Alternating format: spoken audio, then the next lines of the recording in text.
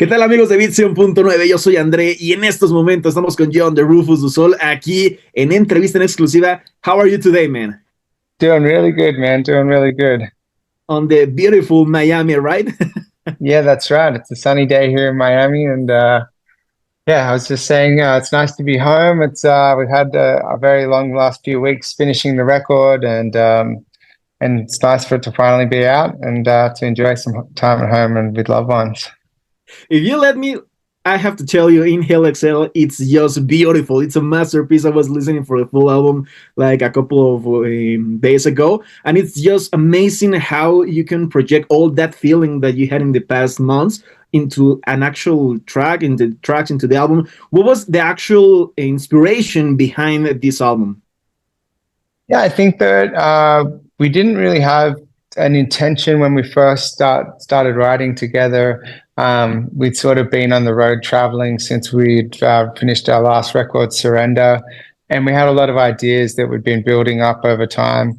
And we were just excited to get back in the studio together.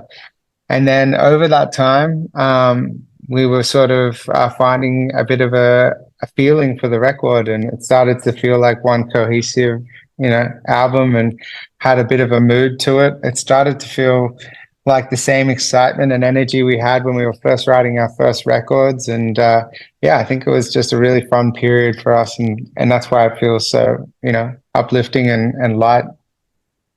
Yeah, it's a non-stop work because if you're not doing new tracks or new music, you're on tour, and right now you're taking like that time for a little vacation before the next year because you have the new America's tour on 2025, right?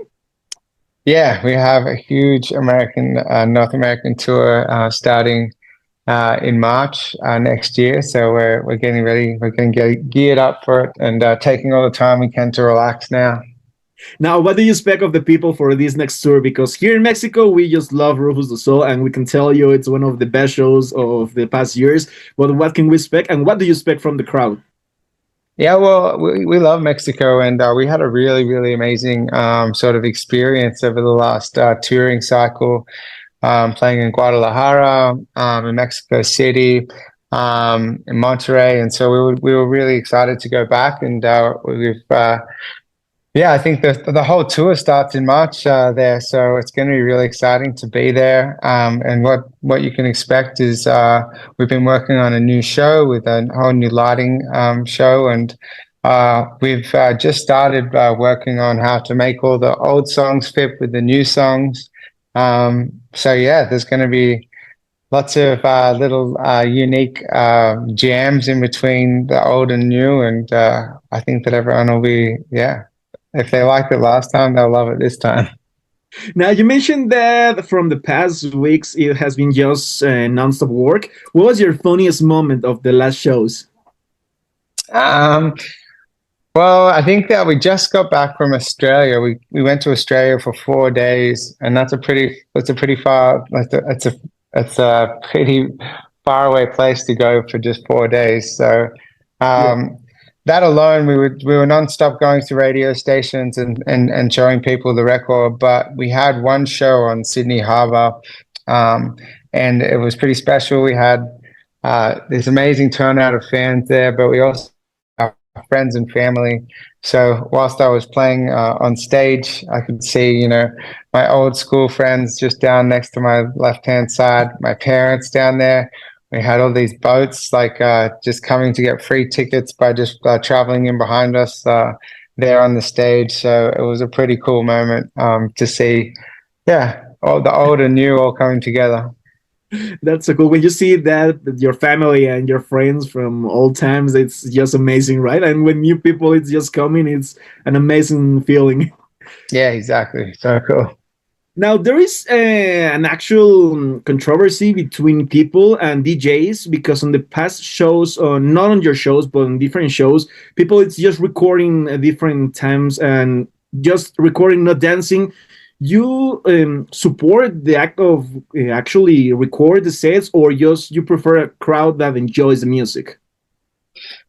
You mean with our phones holding up to record sets? Yeah, I guess it's a pretty interesting thing. I think that, yeah, in general, I prefer people to be present and for them to be able to watch the show and take it in. I think that me and my friends and my girlfriend, we like going out to see music all the time. And you know, we're having the best time when we come back with no videos on our phones. We've just been there in the moment, dancing around and enjoying the show. You know, just being present. So that's what I endorse. But at the same time, if someone wants to video parts of the show, that's fine. And you know, it's good to have memories. So it's tough. Yeah, it's 50-50 between the decision, right? Yeah, exactly. For me, I like to watch. I'll be You prefer present. in the moment beside Yeah, actual recording with the phone. yeah, exactly. Nice. Now, as you create a lot of music with your feelings and with also the complete group of Rüfüs the Soul, the first tour that you had, what was that piece of equipment that you went straight to the store to buy for your studio? Well, what did we buy? I don't know. I guess our setup was quite technical when we started, and I think the first thing we bought was maybe just a keyboard. But I think we had an Akai MPC or you know, a hybrid MPC keyboard so that I could trigger the start of songs and start playing along, but also be able to use the pads. And so that was a versatile way for me to be able to play some percussion and to be also be able to play chords and stuff. So an Akai MPK 49, I think, was the first bit of equipment I had. Now, do you still have that one? It's yeah, it's back. It's in storage somewhere at home. Well, it's just for the good memory. Yeah, that's right. Now, I'm gonna make you choose between two different options, and you have to tell me which one do you prefer, okay? Hmm. Now, do you prefer festivals or you prefer your own show? Ooh, I think they're both very different. I think I prefer playing my own shows. I think Nice. that we're able to put on, you know, 2 hours. Where there's no time restrictions. We're able to really create the sort of stage that we want, and make it look the way we want. Be able to use, you know, confetti, moving parts, different types of tricks, and when it comes to a festival, it's much harder to be able to control their staging, and that's totally fair because you have so many bands playing on the one stage. But um, for me, I like when I'm able to play for 2 hours and really go through a wave of emotion with the audience. Yeah, you have more time to connect actually with the session and with the people, right? Yeah, but I still love going to festivals too. Nice. Now, between a back to back, because last year there was a few back to backs of DJ sets of Rufus the Soul, do you prefer a back to back or a collaboration with a different artist? When we're DJing, I like me and James when we DJ together. It feels like a back to back in itself. But we've been lucky enough to do back to backs with like the DJs like Carlita and DJ Tennis, um, a whole host of different people. We just played after Adam Ten and Mitagami in Burning Man. There's lots of artists that we like to be able to share that moment with on stage, and so I think DJing in general is a quite a collaborative um, process. So yeah, I'm all about more back to backs. Why not?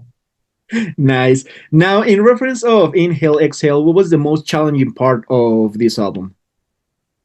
I'd say the most challenging part was when we started writing the record. We actually moved out of our places that we'd been in, living in for the past few years. I'd been in LA for 7 years with the guys, and Tyrone just moved down to San Diego. So me and James decided to change it up and move over to Miami, where I am right now.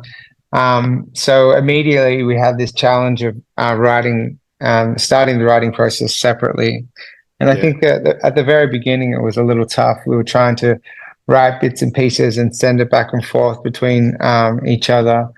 But we realized that we needed to do some stuff in the studio together. So Yeah. maybe every month or every 6 weeks, we would fly to somewhere in the middle of the country, say in Austin, or we'd fly over to LA and meet there, or we'd fly across to Ibiza at one point in Spain, and we would start having these 2 week sessions that were really like 2 week intensives where we would just be living, breathing, and writing music. And I think that's where a lot of the magic came. And then we would go home back to our separate places and continue to just finalize little things that we were working on together. So what we found as a challenge at the start ended up being really, helpful for us to be able to have personal lives, but still be writing together, and for everyone to be able to live where they wanted to live.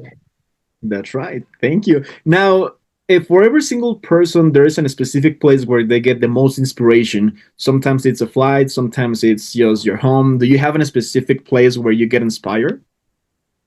To be honest, I get inspired a lot when I go to see music. I'll have ideas. I want to figure out how someone made a specific sound, and a lot of the time I'll go home and try to reverse engineer something that I really was inspired by, so that once I know the technique, or I could just be sort of imagining a melody in my head, I'll get home and I'll try to get those ideas out as quickly as possible. So that's probably where I get the most inspiration.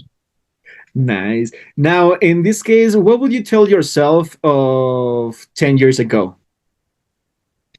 What would I tell myself? I would say you're going to be a very happy man, getting to do what you love for a living, and getting to travel the world, and to appreciate every moment.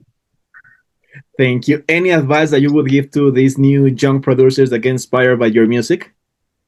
Yeah, I would say that to really stay true to your own sound. I think that one of the benefits of having three people in a band is that we all have different influences.